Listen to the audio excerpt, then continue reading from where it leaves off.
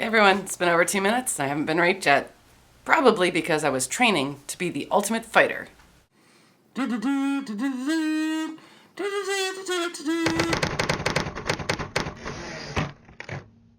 Hi, I'm Diana Davison. Yesterday I uploaded a video which, aside from just being a lot of fun to do, Left corner, the challenger, Diana Davison. I did for a reason, and it has to do with the UFC 193, which is a fight Ronda Rousey versus Holm. And a lot of people were talking about it. Ronda Rousey was the champion for a long time, undefeated, and people believed that she could not be defeated. And then there was an upset, and Holm actually ended up winning as an extreme underdog. So I watched this fight, and as often happens, I know nothing about fighting, but as often happens when you watch a movie, you end up getting all stoked and then thinking, yeah, I can do that, or you're getting excited about, like, you go to see The Matrix and then wear sunglasses and a trench coat for 2 weeks. Okay, that might have just been me. This is the most intense slapping I've ever seen, and this slapping is going on. These two are demonstrating a level of stamina that I don't think anybody's seen in this arena before. But I was researching all the talk about Rousey and the reasons why people were upset with her, happy that she lost, and so on. Now, as soon as she lost the fight, tweets started instantly mocking her and saying, yeah, well, you deserved it. And there's a Feminist article I came across that thinks they know the reason why. It was written for Salon. Written by Matt Saccaro. Ronda Rousey's fall from grace, from America's brash sweetheart to punchline in only one knockout. As you can see in the subtitle, he believes that this loss has misogyny written all over it. Yes, apparently it was misogyny. It had nothing to do with Holm being an incredibly good fighter, and the reaction had nothing to do with Ronda Rousey being a complete asswipe. Rousey's gender was key to her swift rise to superstardom, the foundation of which was built on a house of playing cards and laughably inept coaching, it turns out. But perhaps it's also the reason for the massive backlash. Alright, so we've got a feminist who claims that he's trying to empower women, taking away all of the hard work that Ronda Rousey did to make herself famous, right? All the movies, the advertisements, the talk show circuits, and all of the hype that she built up around herself. No, apparently she was just famous because she was a chick.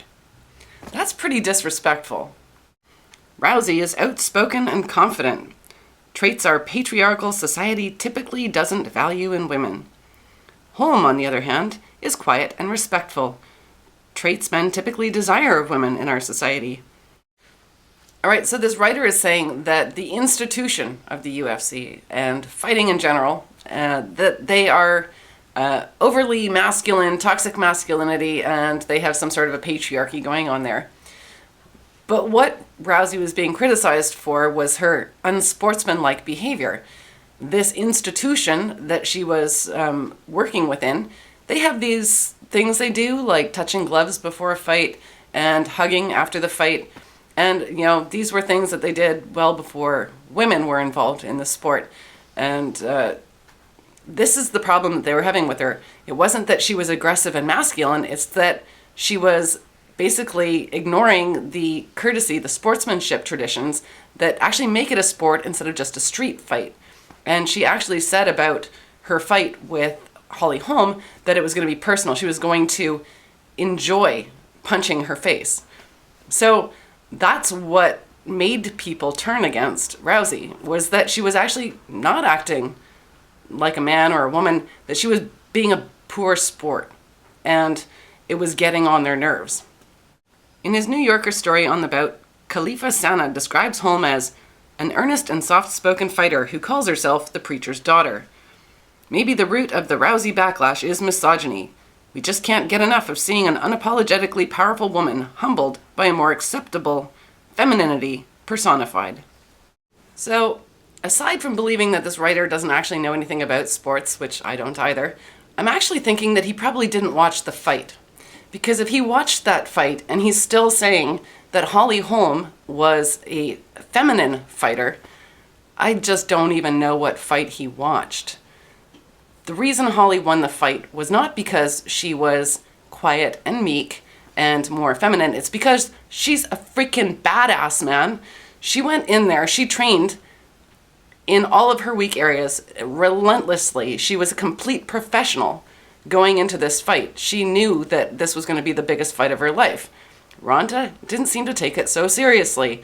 And when Holly was in there, as they say, I don't really know for sure, but it's called the perfect fight. She fought the perfect fight. She was not a woman or a man in there. She was a fighter. And if you're going to comment on sports, I think that you need to address the people in that sport respectfully as athletes. And the only one bringing gender into this discussion, into any of the concepts of the people looking at this fight, are feminists. Now, Ronda was asked, do you get asked sexist questions as a female fighter?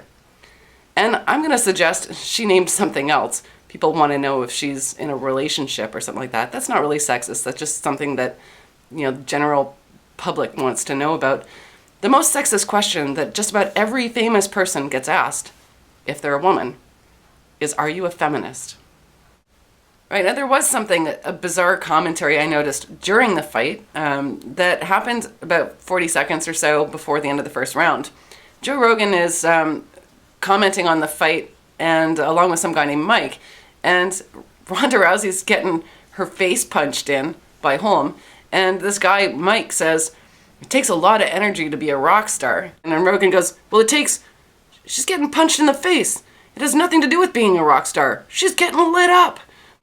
I actually think I understand where he was going with that. I think it is a valid question whether or not Ronda's time spent doing movies and things like that actually softened her a little bit.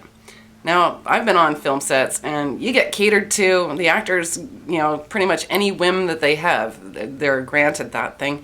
She was getting so much attention, and probably, like he said, it took a lot of energy from her. He's watching her get the crap beat out of her, and he's thinking he's not watching the same fighter. So, did the film industry destroy Rousey's edge? It's possible, but one thing we can be sure about. Ronda Rousey did not lose this fight because she was too masculine. And another thing we can be sure about is that the institution hosting this fight and putting a female fight as their headline event, their main event, is not sexist. And now for the rape joke of the week. Well, I'm really glad that women are being encouraged to take self-defense courses in order to protect themselves. Now I get twice the fun. Get to spar for a bit and then rape them.